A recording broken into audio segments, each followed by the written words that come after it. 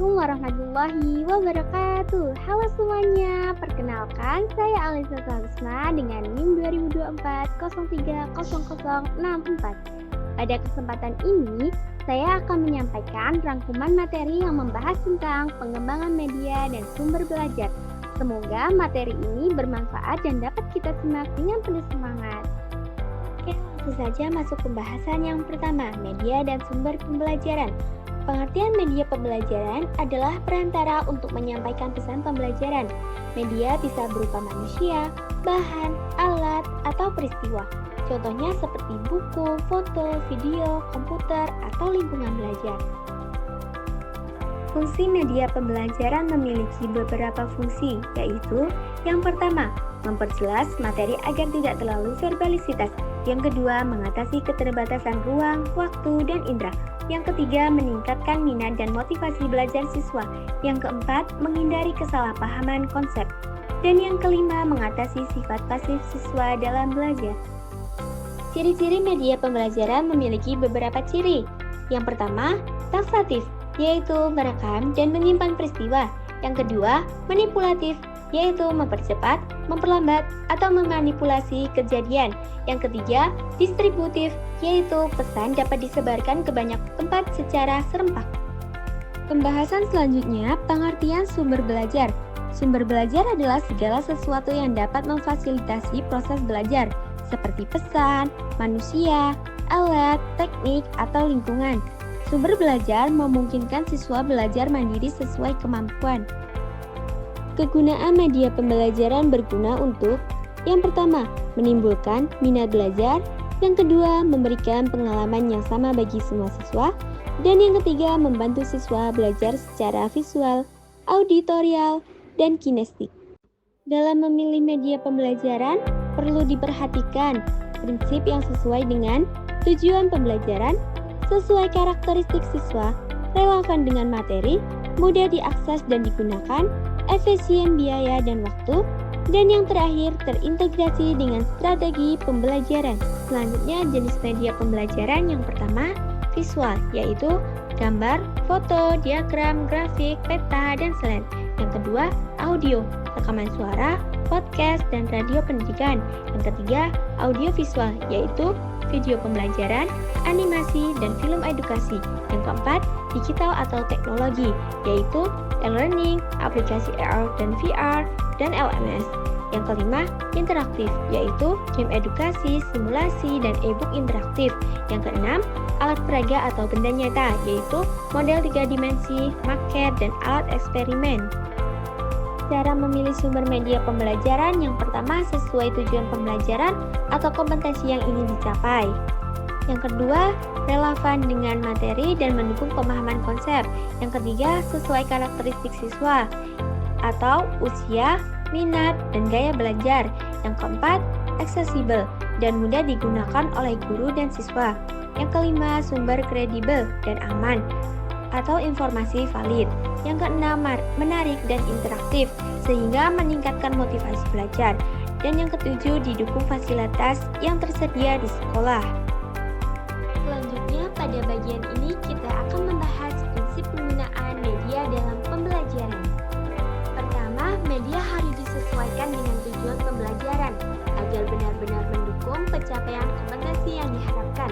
Yang kedua, pemilihan media perlu menyesuaikan karakteristik siswa seperti usia, kemampuan, dan gaya belajar mereka. Ketiga, media harus relevan dengan materi sehingga mampu memperjelas konsep, terutama konsep-konsep yang bersifat abstrak. Selanjutnya, media juga perlu mudah diakses dan digunakan, tidak rumit, serta sesuai dengan fasilitas yang tersedia di sekolah. Pemilihan media yang baik juga mempertimbangkan efisiensi biaya, waktu, dan tenaga, agar seimbang dengan hasil belajar. Selain itu, media harus terintegrasi dalam strategi pembelajaran, bukan hanya pelengkap, tetapi menjadi bagian dari metode mengajar. Terakhir, media sebaiknya adaptif terhadap perkembangan teknologi, memanfaatkan ICT untuk meningkatkan interaktivitas dan pengalaman belajar siswa. Berikut Selanjutnya kita membahas hubungan antara media dan sumber belajar. Sumber belajar adalah segala sesuatu yang dapat memberikan pengalaman belajar kepada siswa, seperti lingkungan sekitar, buku, internet, hingga narasumber. Sementara itu, media merupakan alat atau perantara yang digunakan untuk menyampaikan pesan dari sumber belajar kepada siswa. Dengan adanya media, berbagai sumber belajar dapat disajikan dengan lebih mudah diakses, lebih mudah dipahami, dan lebih bermakna bagi siswa. Selanjutnya kita akan membahas hubungan media dan sumber belajar. Pertama, pada bagian media pembelajaran, media visual seperti gambar, foto, poster, dan peta membantu siswa memahami konsep secara lebih konkret. Media audio seperti rekaman suara, lagu, dan cerita digunakan untuk melatih kemampuan mendengar serta mengembangkan imajinasi. Media audiovisual seperti video, film, dan animasi membuat pembelajaran menjadi lebih menarik dan lebih mudah dipahami. Berikutnya adalah sumber belajar. Sumber belajar bisa berasal dari manusia, seperti guru, teman, narasumber, atau tokoh masyarakat. Ada pula bahan cetak, seperti buku pelajaran, majalah, dan LKS.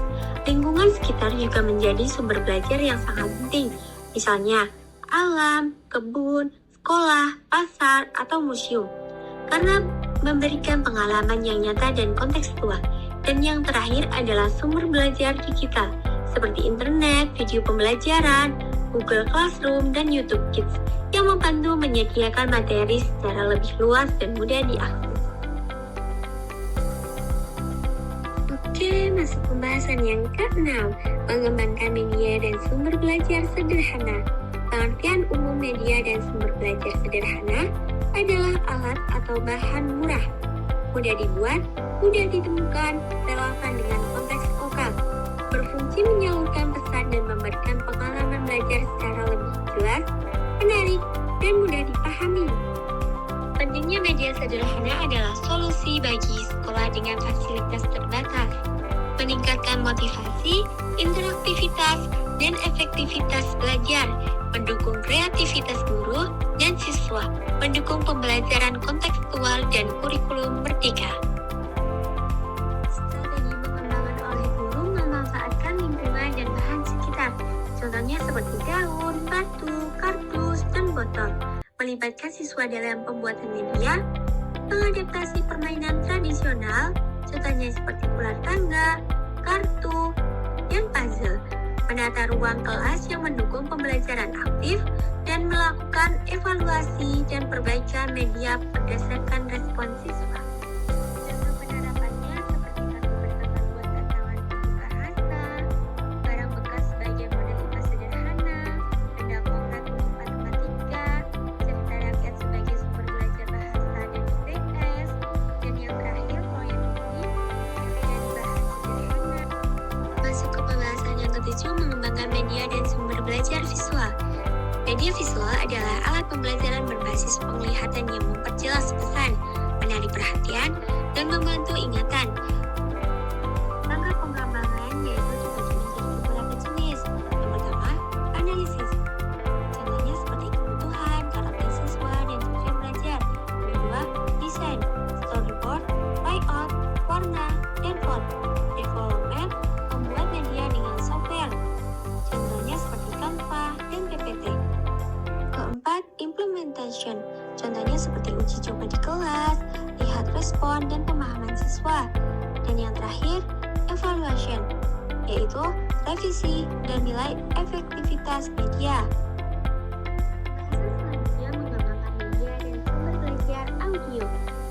Media audio adalah alat pembelajaran yang menyampaikan pesan melalui suara.